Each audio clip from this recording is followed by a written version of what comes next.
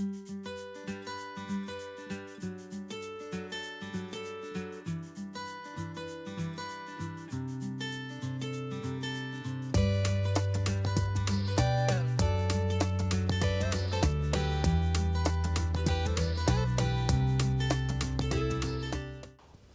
want to welcome you to Oldham County Cooperative Extension. My name is Tracy Misson. I'm the County Agriculture Agent. And I want to thank all of our partner agencies tonight who are working with us on this program. We have representatives from Curry's Fork Watershed, Oldham County Conservation District, Kentucky Waterways Alliance. And I want to thank them for that. So our first speaker this evening is going to be Jen SHEAN from Curry's Fork Watershed. So my name is Jen SHEAN, and I work with Oldham County Fiscal Court. I'm the watershed coordinator for Curry's Fork Watershed, which is the watershed that's pretty much from LaGrange through the southern end of Buckner, and we'll learn a little bit more about that. But just letting you know that my position is grant funded, and so that's part of why we're here today, is through one of our grants that the county has. And just to kind of set the stage for today, I just wanted everybody to think about water a little bit and why we should care about it. Mostly, I think about it because when I was a kid, I used to go fishing for crawdads all the time. And that was, I want my kids to be able to play in the creek, and I want to know that the water is clean enough for them to do that. And I think that's a big concern for a lot of us, but even if we don't have kids, we like to go fishing, or at least have the option to do that, and we certainly all drink water, and all the water is connected, so having clean water is important to all of us. So just to kind of get a perspective on that, I'm going to start really big and then kind of hone down into where we live. So we think of the Earth as this water planet. 70% of the surface is covered in water. But if you took all of the fresh water and kind of made it into a ball, it would be only 2.5% of the Earth's of water is fresh water. So we think of it as a lot of water, but whatever the water that we need is a pretty small percentage. And of that fresh water, less than 1% of that is available to us readily as surface water. Most of it's groundwater. So back in the early 1900s, we used to just kind of use water as a place to get rid of waste, things we didn't want. So the solution to pollution was dilution. Just put it in the water and it'll go away. We won't have to see it anymore or worry about it. It's gone. And so that's what we did. And then we started to realize, oh, this isn't working so well. It's not really gone. It's in the water. So we had rivers on fire. We had all sorts of industrial pollution. We had, very little fish life and things like that in certain water bodies. And we started to realize, okay, this isn't working. Let's try something else. So as a nation, we decided clean water was a priority to us. And we decided to make a regulation called the Clean Water Act in the 1940s, and then in the 70s, in 72, we kind of did another version of it. And essentially what it did was it gave power to the Environmental Protection Agency to say, okay, let's start at least knowing what's going into the water, and maybe making some rules about what's okay, what's not, how much is okay, things like that. So that's essentially what the Clean Water Act does. And it covers two types of pollution. The first one is what we think of when we think of pollution. Something red or brown coming out of a pipe, right? That's what we think of as water pollution. And we can point to it. We can say, right there, that's pollution. And it's called point source pollution because it's coming from a point. But most of the pollution, water pollution, is this kind, non-point. And the problem with that is that it's much harder to deal with. It's everything on the landscape. It's our backyards. It's our parking lots. It's any piece of land that rain hits can be a contribution to water pollution. And so it's more difficult, and that's what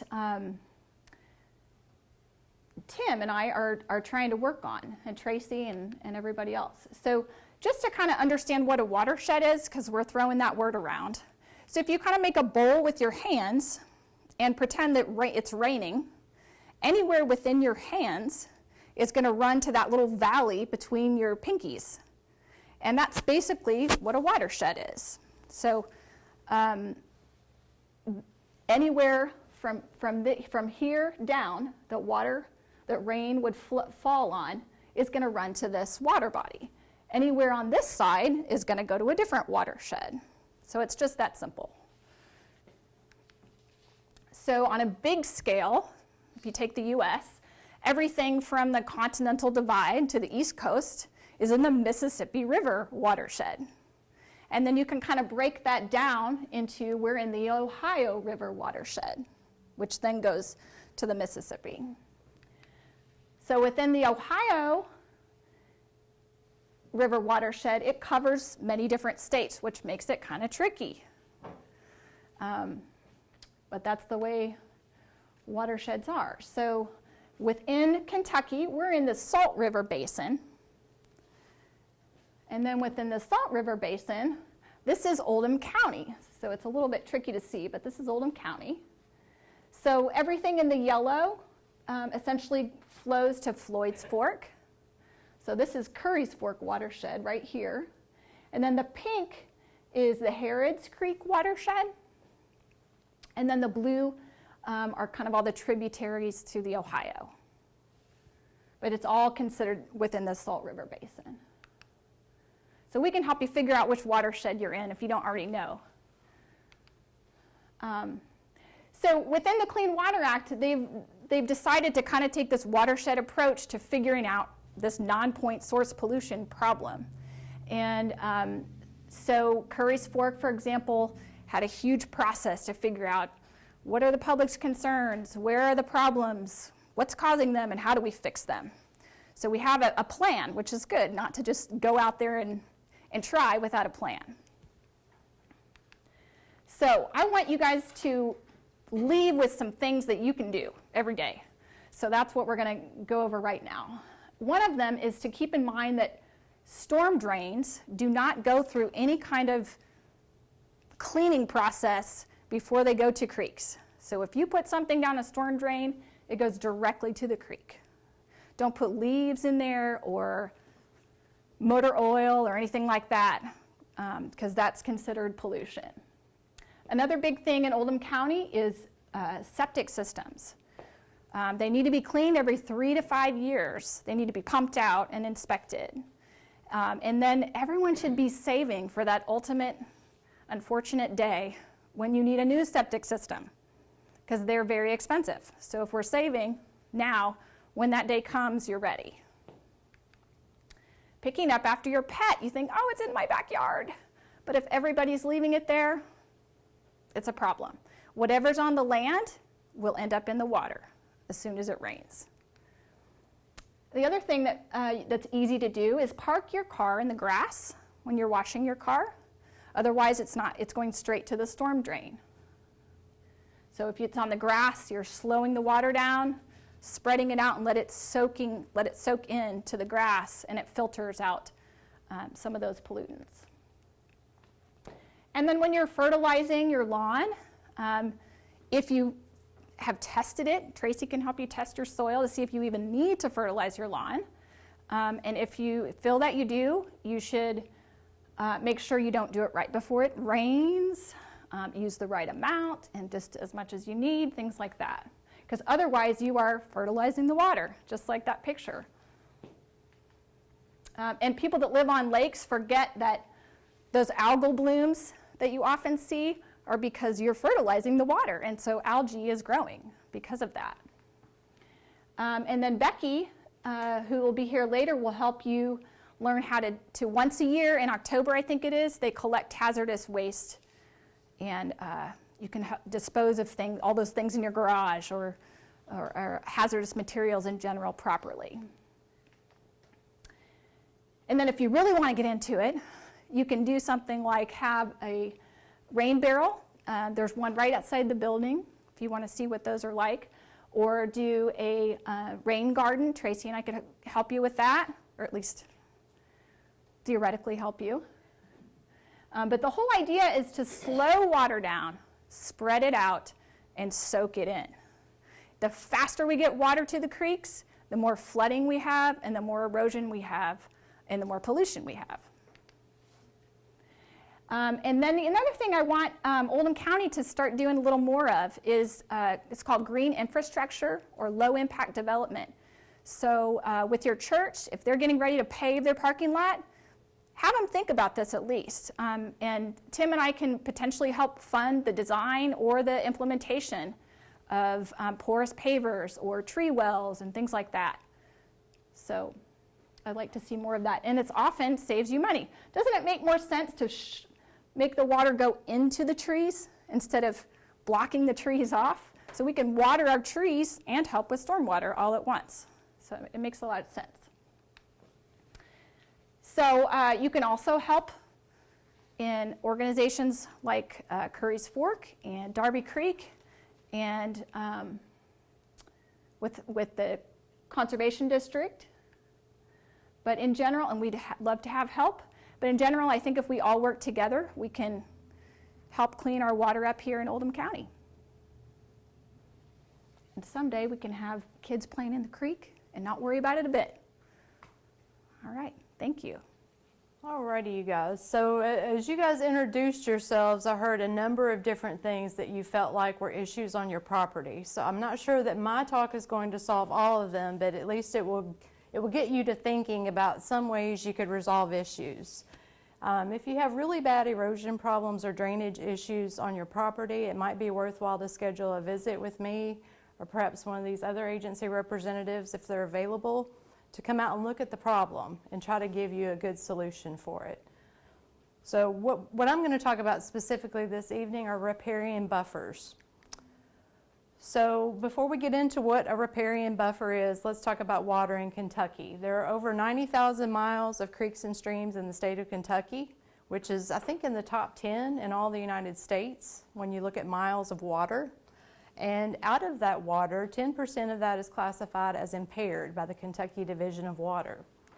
So what is an impaired stream? What makes it impaired? So if it's not functioning as it's supposed to function, if it's not clean enough for kids to even swim in, or if aquatic life does not thrive in it, those are examples of what makes an impaired stream. And some of the things that cause that could be sediment, and you guys know sediment is just another word for soil. So if you have erosion going on in your property where the soil is actually moving off-site into the water, that's considered a pollutant in the stream, and it affects everything that's going on with the water. Also pathogens, and those can be from animal manure, they can be from wildlife, it can be from livestock, or it could be from those malfunctioning septic systems that Jen mentioned earlier. Also, it can be from nutrients. If we over-fertilize our lawn, if you over-fertilize a field, there's potential for that to move off with rainfall or erosion and move with the soil. So we want to be careful of doing things that can cause those problems. So maybe the simplest way you can prevent that from happening on the edge of streams or ponds, or even if you have a ditch that runs through your subdivision, is not to mow all the way to the edge of that creek.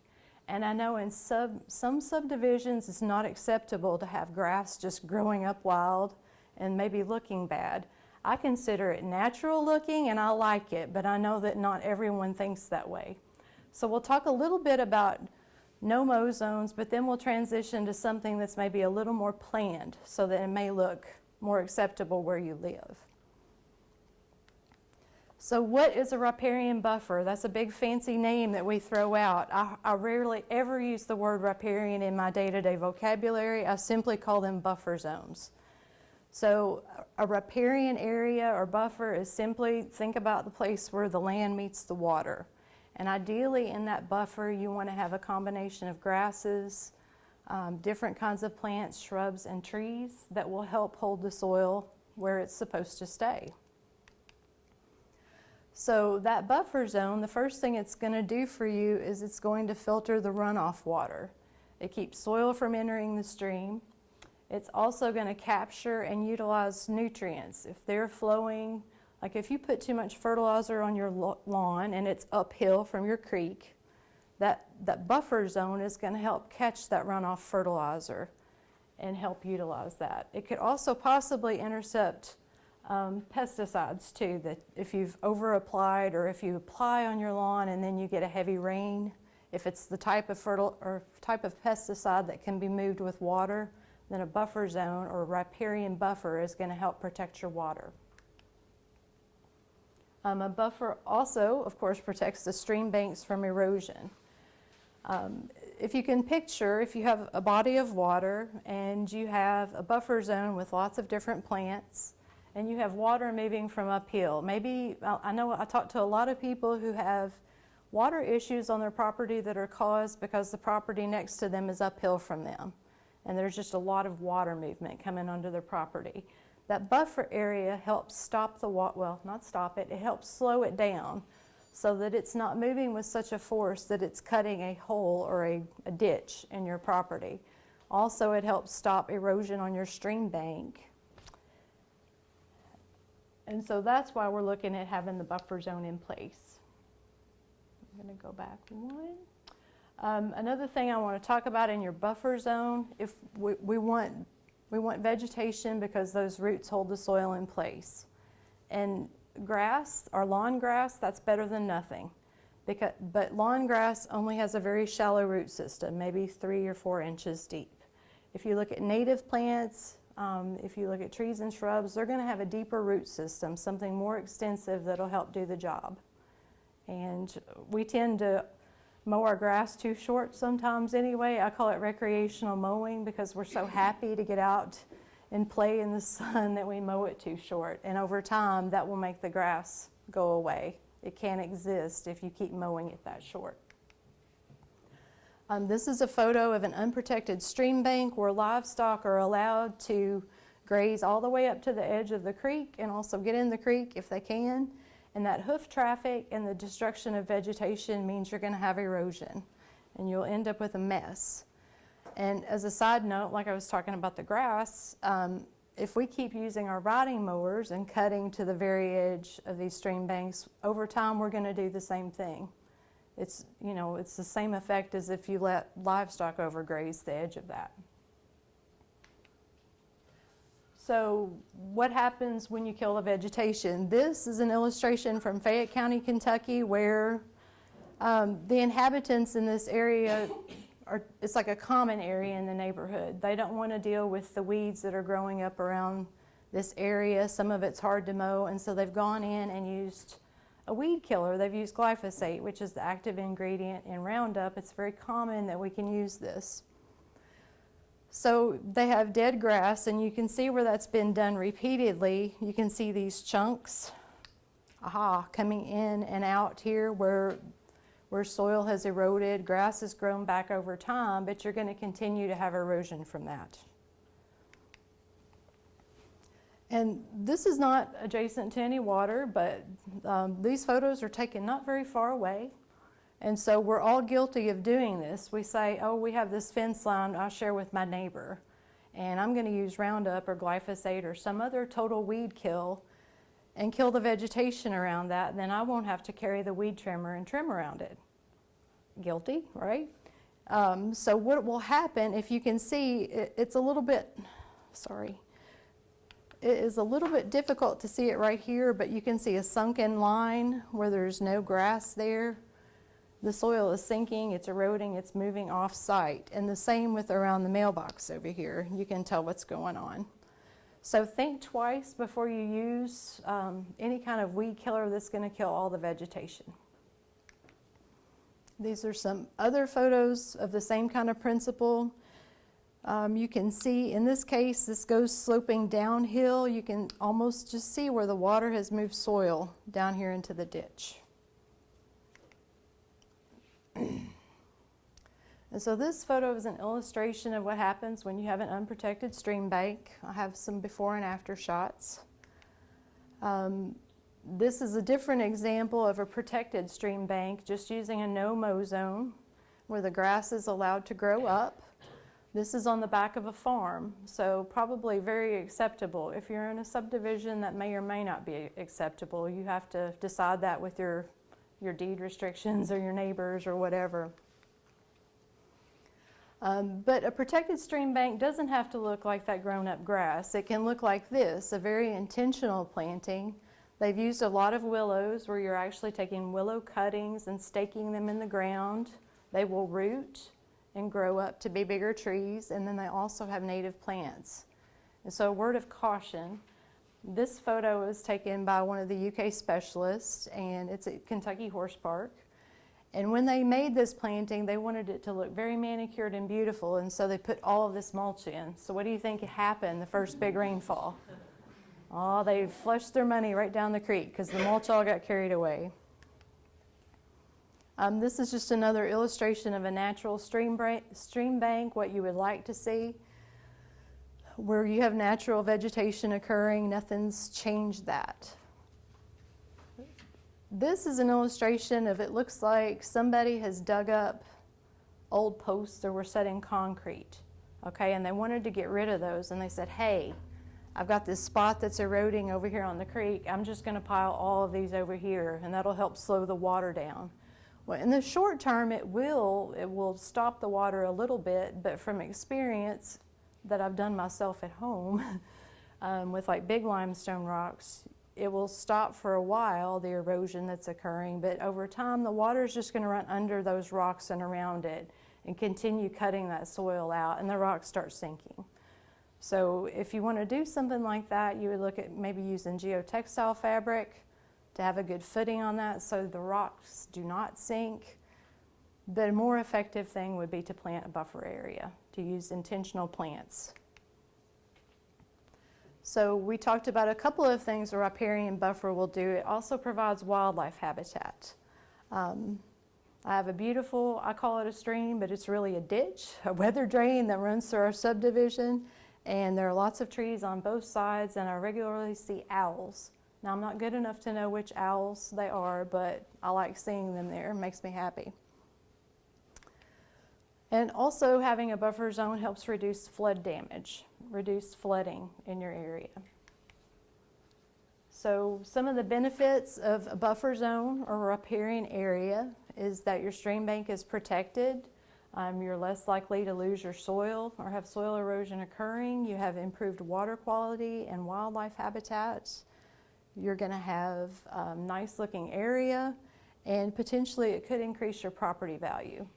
So in my opinion, I would rather have some grass that's grown up taller than have complete erosion occurring, because if you're trying to sell your property and someone sees that, that's going to be a no-go. It's going to be a red flag for them. So a lot of people will ask, what width should this buffer zone or this riparian area be? I would say a minimum of 15 to 20 feet.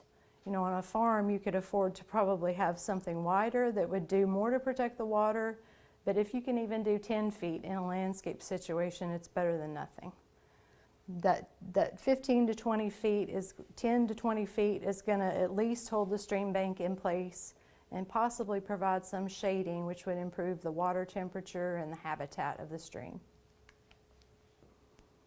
And this guide, you guys should have gotten a copy. You can look at it. It goes over the effects of the widths of the buffer zone and how that protects different pieces of your riparian area. So we talked about, so far, kind of passive ways of protecting the riparian area, and that would be through no-mow zones. Those are easy. They don't require a lot of work for you. They're cheap because they utilize the soil seed bank to have new plants growing up. When I say the seed bank, do you guys know what I mean? So like if a wildflower once grew in that area, it had bloomed, it had dropped seeds, but you came along and planted a lawn, and you always have lawn there. If you allow it to just grow back up on its own, sometimes those wildflowers start coming back.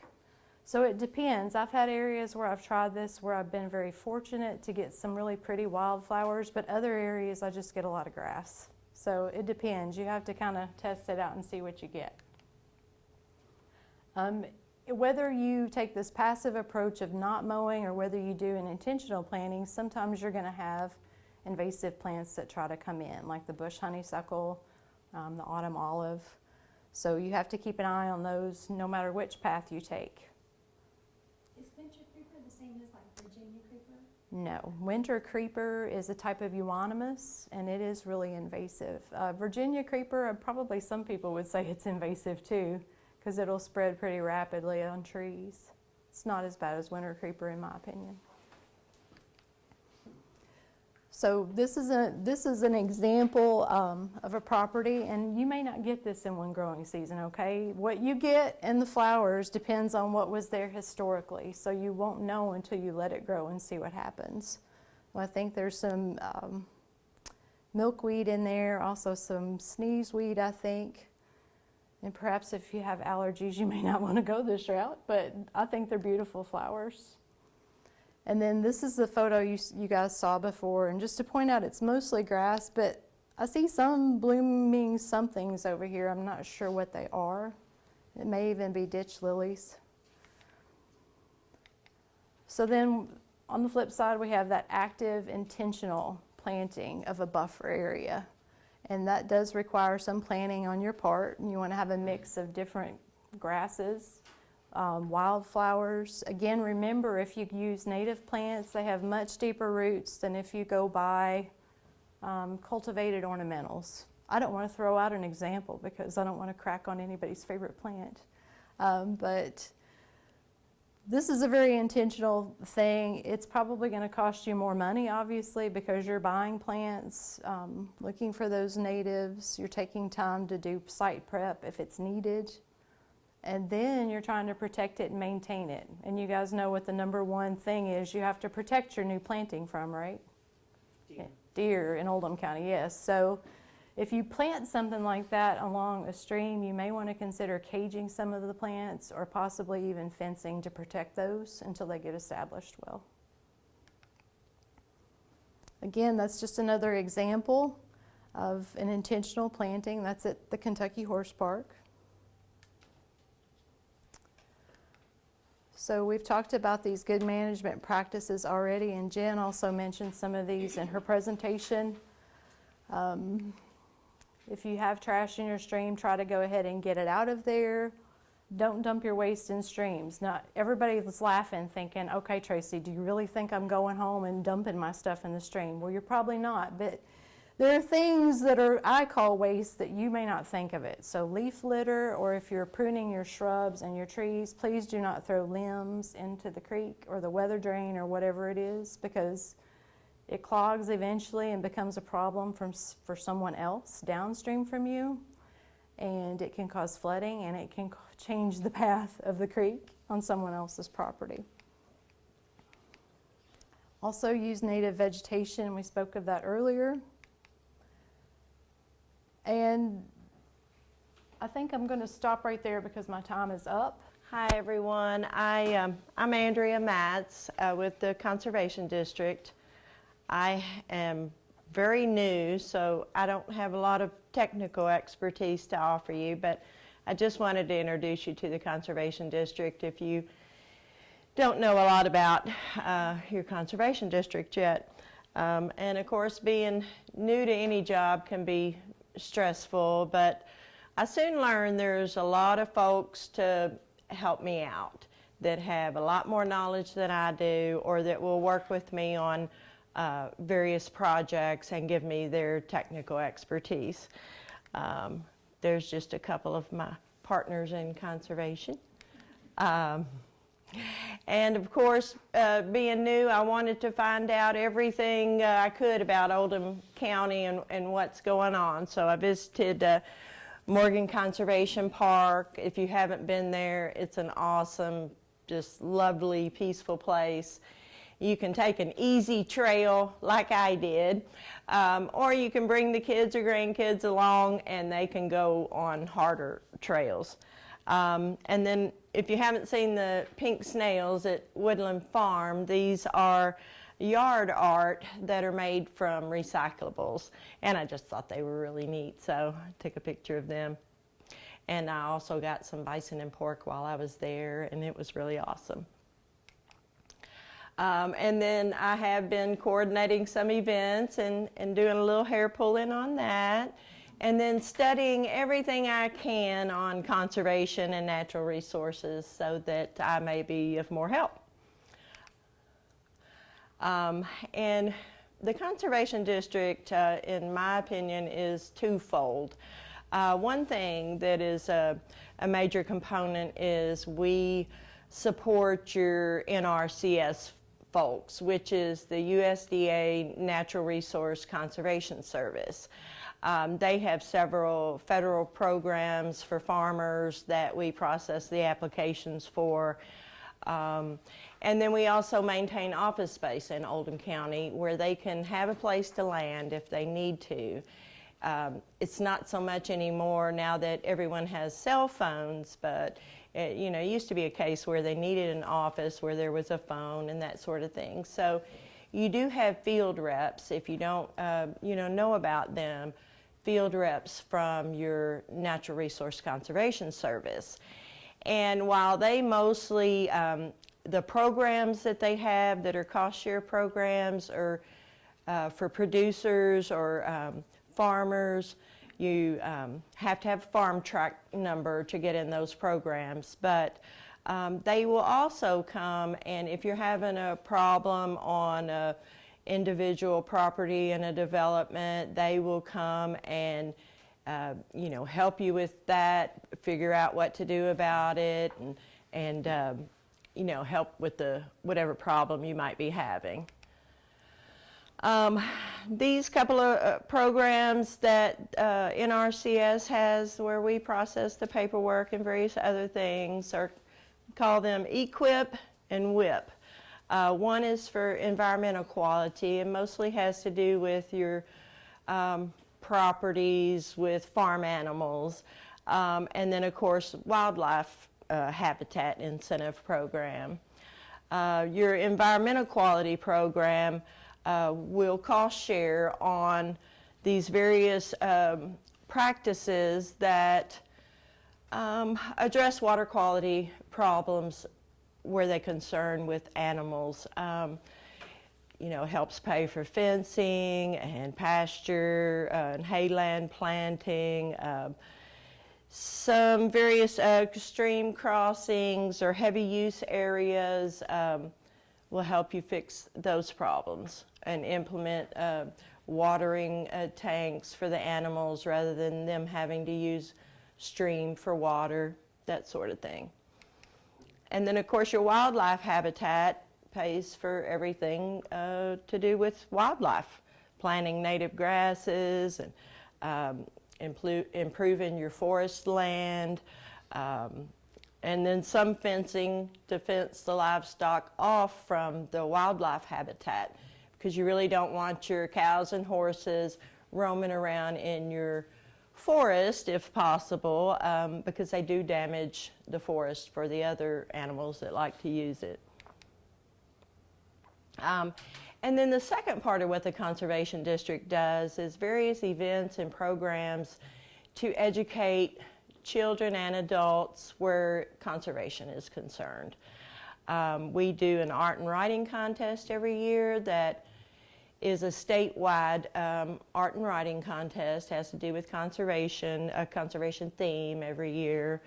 And that is also, we have sponsors like the Kentucky Farm Bureau Federation that helps with the art and writing contest awards banquet that we do. At this awards banquet, we also pick a master conservationist every year and an outstanding cooperator. And these are folks that are in those federal programs that maybe they are, an outstanding cooperator would be someone that's new to farming, but they are doing all the right things, best practices. What's that? What are you pointing at? Oh, okay. And then several of the other programs you see on here, but one of my favorites is the, that I'm really looking forward to doing this July and August, is the Monarch Life Cycle Program, where I will collect the eggs from monarchs and grow them into caterpillars. And then once they're big enough, we put them in a jar and take them to school for the school children to watch them make their chrysalis and then develop into a butterfly. And then they release. And these are just some of the pictures from the events. This is our awards banquet. We're having a tree giveaway next Saturday. Not this coming Saturday, but the 25th. So lots of varieties. So if you need more trees from 10 a.m. to noon, please feel free to come to our office. We do things like community tree planting. This one is the butterflies getting released at school. We did some raised garden beds at the senior center. And this picture's from Earth Day, where we bring in 4th and 5th graders, usually about 100 kids from one school with about 10 presenters, and they have 20-minute segments where they get to go to each of the presentations that all have to do with conservation or natural resources. And then we're able to work with these other agencies to give technical assistance on various things like sinkholes, ponds, your septic site locations, and that sort of thing. And then that's just a slide to leave you with a thought. Thank you. Hi, I'm Tim Joyce. I'm the Watershed Program Director at Kentucky Waterways Alliance. We're based out of Louisville. We work statewide doing all sorts of activities to try and protect and restore our waterways around the state. One of the things that we do is watershed planning, which is what Jen does as well here in Oldham County. One of my projects is with Darby Creek Watershed, which is just to our west from here. So, hop, skip, and jump across 393. And so what we're doing there is again like what Jen's been doing here in Curry's Fork, which is we developed a watershed plan, and we did that with community member input. And this goes back about 8 years, and then recently we did an update to that plan with kind of new scientific information, monitoring data, and so forth. And now we're working under our first implementation grant, which is a grant used to actually do best management practices around the watershed. So that's kind of what I do here in Oldham County. I wanted to kind of touch base on a couple of things. First, I want to say thanks to Tracy, Jen, and to Andrea for both the workshop tonight and everything that they do around Oldham County. What they do is really important. I hope you all value what you've learned here tonight. I also wanted to go back to something Jen said. She mentioned her water story. My water story is probably not as safe. When I was younger, I grew up in Lexington, and I lived by one of the reservoirs in Lexington, one of the water sources. And I trespassed illegally, going back by the reservoir as a younger kid to have fun and fish and that sort of stuff. But I learned there how much I loved water and how much I wanted everybody I knew and next generations to be able to have access to clean water, to clean waterways, and to be able to fish and not have to worry about what they eat and so forth. I also wanted to touch on something Tracy was pointing out, in that a lot of wildflowers that you plant in riparian buffers are really important for pollinators. And I don't know if y'all know anything about what's going on right now with pollinator species, but bee species and monarchs and other pollinators, which are really crucial for pollinating crops, in addition to obviously pollinating other plant species. They're in major decline, and so there's a major effort within Kentucky and nationwide to do more pollinator plantings. It's really important to just kind of note that not only are they pretty wildflowers, but they perform an important function outside of just what's happening with the creek itself. I wanted to mention that with our current implementation grant for Darby Creek, we have funding for doing septic system pump outs, and we have that through next week. If you live in the Darby Creek watershed, which is on this map over here, or if you know family members and friends that live in the Darby Creek watershed, please let them know. My card's over here to forward contact information along. If you're interested in a pump out, we do 80% of the cost pay for 80% of the pump out cost, which is around $300 depending on how big your system is. And then we'll be working on trying to get a new grant, new implementation grant that will hopefully get late this year if we're successful, and we'll be able to do more green infrastructure, rain gardens, stream-related, riparian plantings, and things of that nature, more so in Darby Creek Watershed again. So that's all I have to add. I just want to say thanks and hope y'all enjoyed it. This is what's called a geobin, and it's for yard waste. The first place I saw one was in my sister's backyard in Montgomery County, Maryland. I thought, that's really cool. And she had it set up.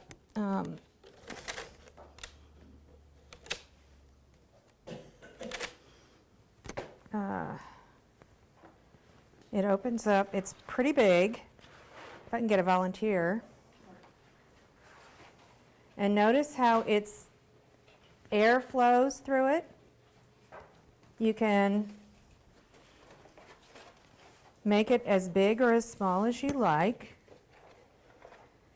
And it's for composting your yard waste. So you can put all your leaves in there, all your brush. You can move it around in your yard. You just zip tie it together. You can, and you just keep adding to it. My sister's geobin has been in her yard for years. It's never full because it keeps going down. She moves it around and it's perfect. Put it over the spot where you want your next garden and you've got really fertile soil. Okay? So this costs about $35 retail to buy one. Okay? If you buy it online from GeoBin. And the only reason I'm recommending this brand is because they're the only people who make this. Okay? So no official endorsement or anything. What I'm proposing to nonprofit groups throughout the county is to, if you have enough capital, buy these in bulk at about $16 a piece and sell them for retail. And you can make, it's a fundraiser. Sure beats Girl Scout cookies. Nothing against Girl Scouts. But